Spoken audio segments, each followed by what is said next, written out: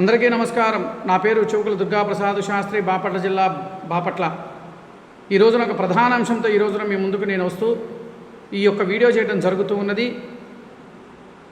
ప్రస్తుతము వైఎస్ఆర్ కాంగ్రెస్ ప్రభుత్వము విద్యార్థి పోరుబాట అనే ఒక కార్యక్రమానికి రేపు శ్రీకారం చుట్టారు. పాపం చాలా సంతోషము.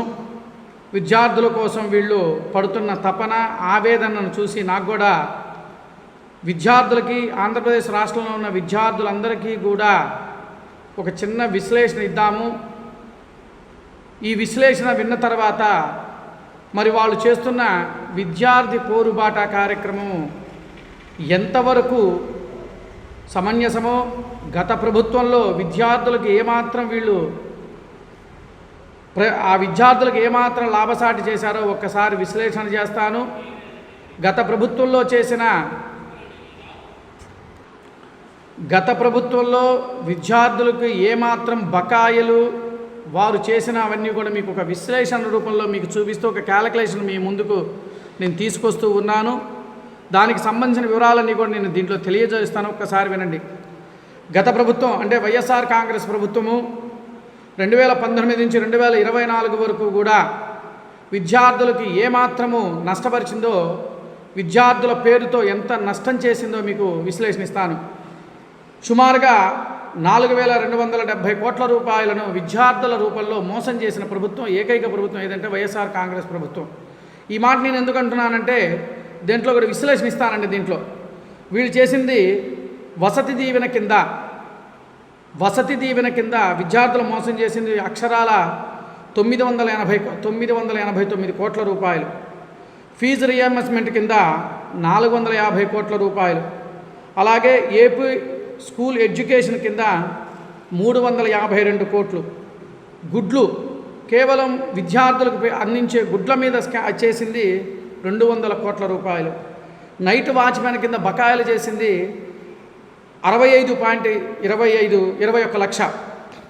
అలాగే అడిషనల్ మెమో అంటే వంట పదార్థాలుగా ఏమైనా అడిషనల్గా మెమో తయారు చేసినందుకు దాని నిమిత్తంగా 3.90.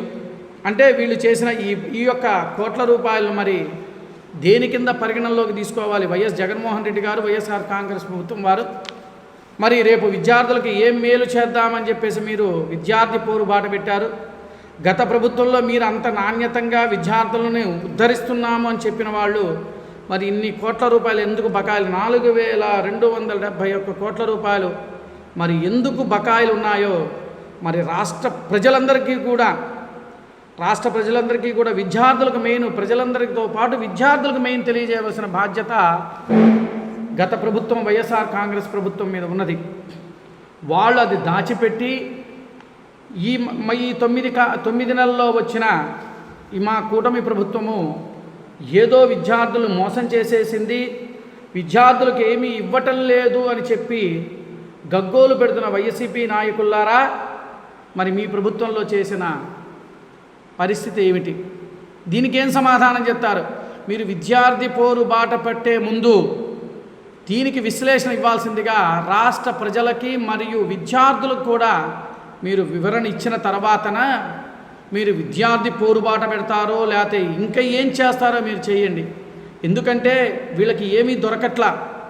ప్రభుత్వం మీద ఈ యొక్క ఉమ్మడి కూట ప్రభుత్వం మీద ఏ విధంగా బురద చల్లాలో కూడా తెలియని పరిస్థితుల్లో ఇదొక వంకతో విద్యార్థుల్ని మళ్ళా మోసం చేయడం కోసం మరలా వీళ్ళు ఆడుతున్న కొత్త డ్రామా. అక్షరాల 4,271 కోట్ల రూపాయలను బకాయిలు పెట్టిన గత ప్రభుత్వం ఈ ప్రభుత్వం మీద విమర్శ చేస్తూ ఉంది అనంటే మన సొమ్ము సోమవారం, మంది సొమ్ము మంగళవారం అన్నట్లుగా చెప్తున్న వైఎస్ జగన్మోహన్ రెడ్డి గారి గత ప్రభుత్వం నాయకులారా, మరి దీనికి ఏం సమాధానం చెప్తారో రాష్ట్ర ప్రజలకి తెలియజేయవలసిందిగా కోరుచున్నాను. నమస్కారం.